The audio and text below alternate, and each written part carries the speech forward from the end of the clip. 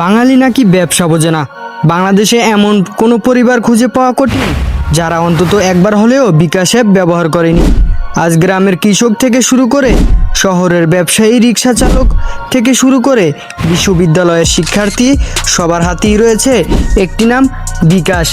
কিন্তু আপনি কি জানেন, মাত্র কয়েক বছর আগেও বাংলাদেশে মোবাইল ফোনে টাকা পাঠানো ছিল কল্পনার মতো একটি বিষয়। কিভাবে জন্ম হলো বিকাশ? কে ছিলেন এই বিপ্লবের পেছনের মানুষ? আর কিভাবে একটি ছোট আইডিয়া পরিণত হলো বাংলাদেশ ইতিহাসের সফল প্রযুক্তি প্রতিষ্ঠানের একটিতে? আজকের ভিডিওতে আমরা জানব বিকাশের সম্পূর্ণ ইতিহাস। এটি শুধু একটি কোম্পানির গল্প নয়, এটি বাংলাদেশের ডিজিটাল বিপ্লবের গল্প। এটি মানুষের স্বপ্নের গল্প, যা কোটি কোটি মানুষের জীবন বদলে দিয়েছে। 2000 সালের শুরুর দিকে বাংলাদেশের অর্থনৈতিক খাতের অবস্থা ছিল সম্পূর্ণ ভিন্ন। বাংলাদেশের অধিকাংশ মানুষেরই কোনো ব্যাংক অ্যাকাউন্ট ছিল না। বিশেষ করে গ্রাম অঞ্চলের মানুষের জন্য ব্যাংকিং সেবা ছিল অনেকটাই বিলাসিতা। গ্রামে ব্যাংকিং ছিল খুবই কম। টাকা পাঠাতে হতো বাস ড্রাইভার, আত্মীয় স্বজন কিংবা পরিচিত মানুষের মাধ্যমে। অনেক সময় টাকা হারিয়ে যেত। অনেক মানুষ দিনের পর দিন অপেক্ষা করত, না খেয়ে থাকতো। ঠিক তখনই জন্ম নেয় একটি নতুন চিন্তা। 1971 সালে জন্মগ্রহণ করেন বাংলাদেশি আমেরিকান উদ্যোক্তা কামাল কাদের। ছোটবেলা থেকেই তিনি ছিলেন সৃজনশীল এবং প্রযুক্তিপ্রেমী। পরে তিনি যুক্তরাষ্ট্রে ওভারলাইন কলেজ থেকে পড়াশোনা সম্পূর্ণ করেন।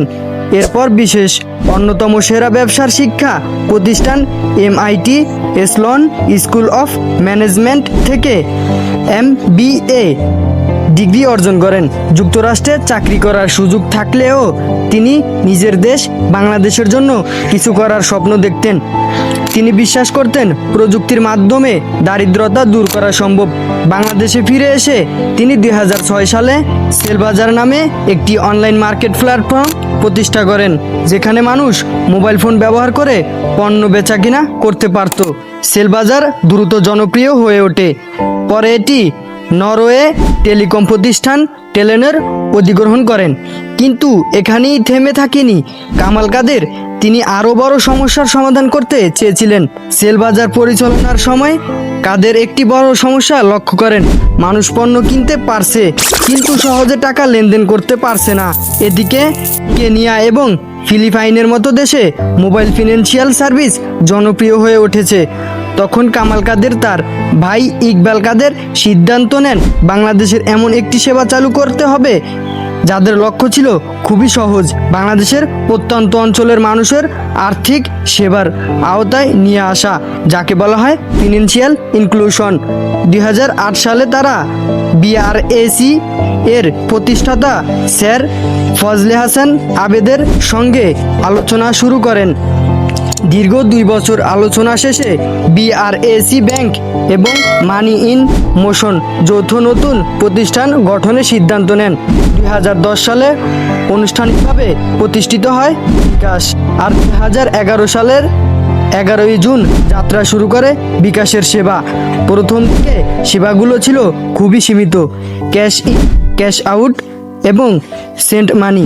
কিন্তু মানুষের প্রতিক্রিয়া ছিল অবিশ্বাস্য, কারণ প্রথমবারের মতো মানুষ ঘরে বসেই মোবাইলের মাধ্যমে টাকা পাঠাতে পারছিল।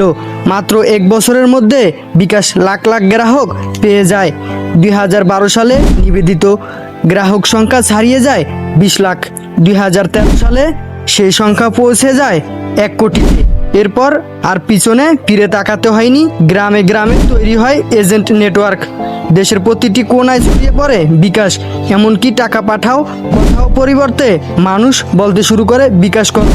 একটি ব্র্যান্ড ধীরে ধীরে পরিণত হয় দৈনন্দিন ভাষার অংশ। বিকাশের সাফল্য আন্তর্জাতিক প্রতিষ্ঠানের নজর কাড়ে। 2013 সালে বিশ্ব ব্যাংকের সহযোগিতা প্রতিষ্ঠান IFC বিনিয়োগ করে। 2014 সালে বিনিয়োগ করে বিল অ্যান্ড মিলিয়ন্ডা গাটাস ফাউন্ডেশন। পরবর্তীতে চীনে ANT গ্রুপ এবং জাপানের সফট ব্যাংক বিনিয়োগ করে। বিশ্বের বড় বড় বিনিয়োগকারীরা বিশ্বাস করতে শুরু করে বাংলাদেশে এই প্রতিষ্ঠান একদিন অনেক বড় হবে। 2018 সালে চালু হয় বিকাশ অ্যাপ। এর ফলে মোবাইল ব্যাংকিং আরও সহজ হয়ে যায়। এখানে শুধু টাকা পাঠানো নয়, মোবাইল রিচার্জ, বিদ্যুৎ বিল পরিশোধ, অনলাইন কেনাকাটা, ট্রেন ও বাসের টিকিট, সরকারি ফি প্রদান, এমনকি সঞ্চয় ও ঋণ সুবিধাও যুক্ত হয়। ধীরে ধীরে বিকাশ বাংলাদেশ ডিজিটাল অর্থনীতিতে কেন্দ্রবিন্দু পরিণত হয়। বর্তমান বিকাশ বাংলাদেশের সবচেয়ে বড় মোবাইল আর্থিক সেবা প্রতিষ্ঠান। সারা দেশে 8 কোটির বেশি যাচাইকৃত গ্রাহক রয়েছে। 2021 সালে বিকাশ বাংলাদেশের প্রথম ইউনিকর্ন স্টার্ট আপ হিসেবে স্বীকৃতি পায়, অর্থাৎ প্রতিষ্ঠানটির মূল্য $1 বিলিয়ন বেশি, যা বাংলাদেশি মুদ্রায় প্রায় 12,000 কোটিরও বেশি টাকার সমান। তবে কামাল কাদের ব্যক্তিগতভাবে সম্পদের নির্ভরযোগ্য তথ্য প্রকাশ হয়নি। আজ বিকাশ শুধু একটি কোম্পানি নয়, এটি বাংলাদেশের মানুষের আস্থা। এটি ডিজিটাল বাংলাদেশের প্রতীক, যেই স্বপ্ন শুরু হয়েছিল সাধারণ মানুষের জন্য, আর্থিক সেবা সহজ করার জন্য। আজ তা কোটি মানুষের দৈনন্দিন জীবনে বিচ্ছেদ অংশ। তো আপনি কোন সুবিধাটা বিকাশের মাধ্যমে পেয়েছেন অবশ্যই কমেন্টে জানাবেন। এই ধরনের ভিডিও তৈরি করতে আমাদের টিমের প্রচুর পরিশ্রম হয়। আর চ্যানেলটিতে নতুন হয়ে থাকলে অবশ্যই সাবস্ক্রাইব করে দিবেন। আর আপনার কোন বিষয়ে জানার প্রয়োজন তা অবশ্যই কমেন্টে জানাবেন।